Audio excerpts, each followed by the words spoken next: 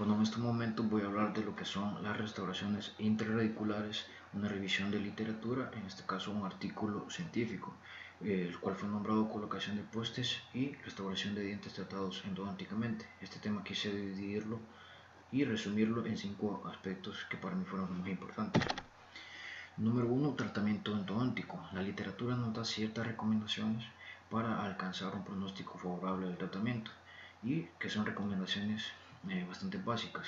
Por ejemplo, evitar en todo momento que los conductos o el sistema de conductos radiculares se contaminen usando los diferentes tratamientos asépticos como el hipoclorito intermitentemente y el uso correcto de lo que es el dique de goma. Esto nos va a ayudar a un pronóstico favorable. Una vez realizado el tratamiento endodóntico, se recomienda que el diente sea sometido inmediatamente a la restauración final. O sea, si necesitaba una corona, pues colocar su corona, y si ocupaba un composite, pues colocar su composite. Si no se puede, entonces se recomienda que los conductos y el piso de la cámara pulpar sean sellados con los distintos materiales como una resina compuesta o un cemento de ionómero de vidrio. Posterior poner su turunda de algodón y una restauración provisional. Todo esto para lograr el pronóstico favorable y no tener que hacer un retratamiento. Número 2. Indicaciones por un poste. Las indicaciones para un poste van a depender si el diente es de la zona anterior o de la zona posterior. En ambos casos, la cantidad de diente remanente, de estructura dentaria remanente y los requerimientos funcionales van a ser los determinantes de si el diente va a ocupar poste o no. En este caso, un diente anterior, todo diente interior tratado endodónticamente y que ocupe una corona, a menudo se le indica un poste. Tiene que haber una pérdida de estructura dentaria muy significativa. También en las molares, solo que en las molares, en la mayoría de los casos, y actualmente los doctores no están indicando postes en las molares, porque por lo general las molares, su cámara pulpar y el sistema de conductos proporcionan las suficientes dimensiones para alcanzar la resistencia necesaria para colocar lo que es un muñón y así obtener la resistencia para colocar la corona. Por esa razón casi no se recomienda, pero en el caso de que sí, debe saberse dónde colocar el poste. Debe colocarse en el conducto más amplio. En las molares superiores se coloca en lo que es la raíz palatina y en las molares inferiores se coloca en la raíz distal, que es el conducto más amplio. En las premolares, las cámaras pulpares son relativamente pequeñas, por estas razones requieren postes con más frecuencia que las molares. Entonces, una vez más, la estructura dental restante y las demandas funcionales son las que van a determinar si requieren un poste o no. Número 3. Retención y resistencia. Voy a ser puntual con estos términos. La retención se refiere a la capacidad de un poste para resistir la fuerza vertical de desalojo. La resistencia se refiere a la capacidad del poste y del diente para soportar fuerzas laterales y de rotación. Estas dos condiciones o principios debemos proporcionárselos a nuestro diente.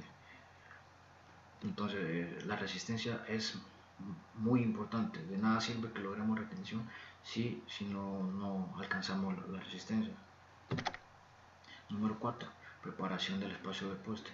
Es básico conservar la suficiente cantidad de dentina, es decir, no desgastar de más. En la mayoría de casos, el desgaste o la instrumentación realizada por el endodoncista es lo suficiente para colocar el poste.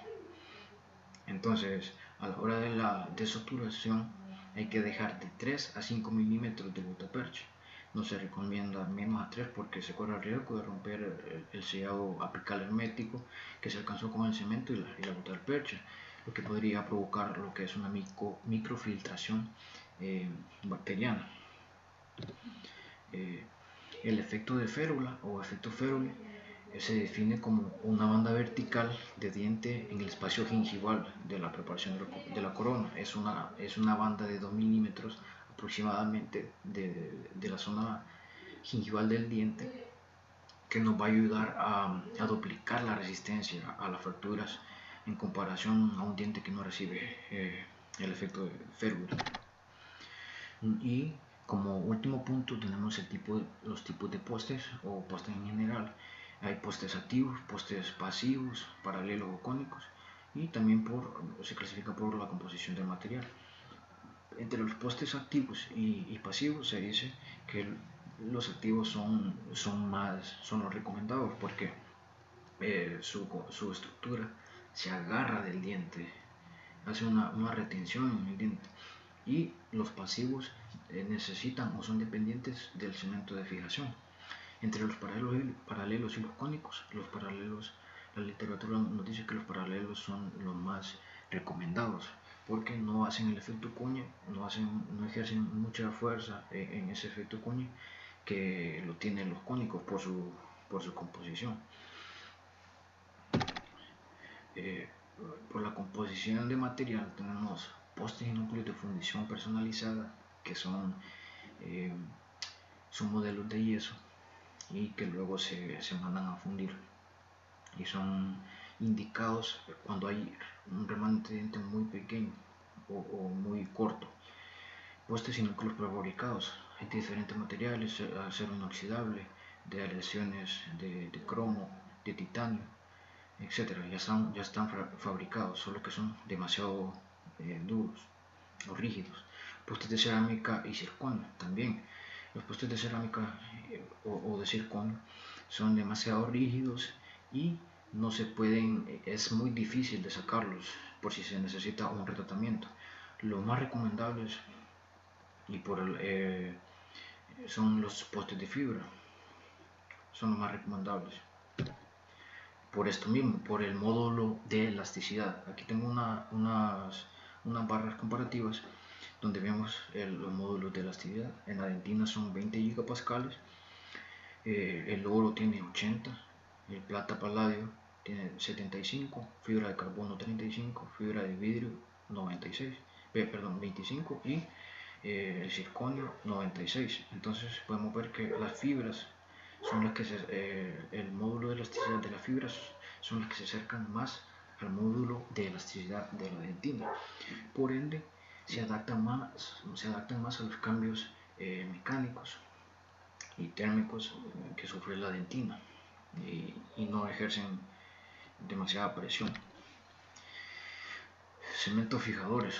Bueno, los cementos fijadores, hay diferentes cementos: sulfato de zinc, resina, ionómero de vidrio, cementos de ionómero de vidrio modificados también. Ahora hay una tendencia de usar cementos de resina porque se dice que aumentan la retención y tienden a filtrar menos que otros cementos y proporcionan al menos un fortalecimiento a corto plazo de la raíz. Eso es lo que se le dice. También se dice que hay que usar una resina dual en la selección de lo que es la resina. Materiales para el muñón. Bueno, en el artículo se hablaba de la amalgama y la resina, pero ya no se usa la amalgama. Entonces hay diferentes materiales que se pueden utilizar. Está los diferentes ionómeros de vidrio, también una resina. Se puede utilizar la resina para conformar lo que es el muñón. Entonces el propósito del poste es retener el muñón, ese va a ser el propósito del poste. Y entonces la forma general que se le va a orientar al muñón se desarrolla durante la fabricación. Las opciones son amalgama, resina compuesta, lo que les mencionaba, y materiales de ionómero de vidrio. Esos son los materiales que se utilizan. Aquí están las ventajas y desventajas de la amalgama, pero ya no se utiliza. Las resinas. Y en conclusión acerca de este tema, pues evitar la contaminación bacteriana del sistema de conductos radiculares, proporcionar una cobertura cospal para los dientes posteriores, es decir, siempre mantener en integridad esas cúspides, conservar las estructuras dental, radicular y coronal, utilizar postes con la resistencia adecuada en diámetros delgados, proporcionar una longitud de poste adecuado para la retención. Si dejamos una proporción muy pequeña, de nada nos va a servir haber colocado un poste. Entonces, la proporción que debe seguirse es 3 a 1, 3 de raíz a 1 de corona, y en últimas instancias puede ser de 1 a 1 en últimas instancias.